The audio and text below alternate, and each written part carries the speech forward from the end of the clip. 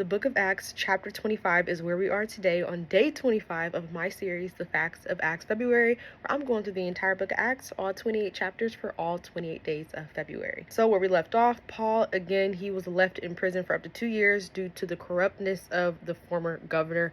We now have a new governor, and 3 days after he arrived, he goes to Jerusalem to meet with the local leadership. Of course, the first thing they bring up is Paul's case to him, and they immediately urge the new governor, his name is Festus, they urge him to transfer Paul to Jerusalem so that way he can have his trial there, but really they were just planning to kill him on his way. Festus actually declines this and said, no, Paul's actually going to be held in Caesarea. So he actually invites the representatives to come there to formally present their accusations in court. So a few days later, they all convene in court. They bring Paul in. They're all standing around Paul, and they're throwing out all these serious charges but have zero proof. Paul defends himself, as he should, clearly stating that he's done nothing wrong. He's committed no offense against the Jewish law, the temple, or to Caesar. But Festus wanted to keep a good relationship with the Jews, just like the last one wanted to keep a favor to the Jews, asks Paul if he's willing to go to Jerusalem to have another trial there and to present it before him. Paul refuses, of course, and he asserts his legal rights. He's like, I'm not about to sit here and go somewhere else. We're having this conversation right here. He's like, I'm already standing before the Roman court right here, right now. I've done nothing that deserves death. I will not be subject to be judged by hostile accusers. So at this point, Paul is over it and he formally appeals to Caesar. He invokes his right as a Roman citizen to have his case heard by the emperor. Festus goes on to consult first, and then he comes back. He approves of Paul's request. Now, a few days goes by, and King Agrippa and Bernice end up coming down to Caesarea to visit Governor Festus. Agrippa was actually a Jewish king under Roman authority, so he was already familiar with Jewish customs and their religious matters. And Bernice was his sister, who he would bring with him sometimes. So because Agrippa was a Jewish king, he was more uniquely qualified to understand Paul's case a little bit better. So Festus begins to explain to Agrippa what's going on. He tells him about the charges that were placed against Paul by the Jewish religious leaders and that they're now requesting a conviction, but that Festus is refusing to condemn him without a formal hearing, making sure that he's following Roman legal procedures. So he shares with the king that when Paul was tried in Caesarea, the accusations turned out to be a religious dispute, specifically about Jesus who had died, who Paul was claiming was alive. So Festus is admitting to Agrippa that he feels uncertain in judging this matter, and that due to that uncertainty, he even offered Paul to be sent to Jerusalem. He explains to him that Paul instead is appealing to Caesar, so he's keeping him in custody there. Agrippa actually expresses interest in this case. He says he wants to hear Paul personally. So Festus actually agrees to this, and he arranges for them to speak the next day. So the next day, Agrippa and his sister Bernice, they enter in, they have this grand ceremony. They're joined by military commanders, city leaders as well. Like, they made it a whole thing to talk to Paul. Paul is then brought in before this entire display of public authority. Festus then explains that the Jews are insisting that Paul is deserving of death, that he's found no capital crime here, and that Paul is now appealing to Caesar. So Festus admits the real issue here, which is that these charges are religious disputes, and that he has nothing solid to write in his report to the emperor about Paul. So he presents Paul to Agrippa to help clarify these charges before he gets sent off to Rome. And that is it for day 25. We find out tomorrow how the conversation between Agrippa and Paul unfolds. I'll see y'all there.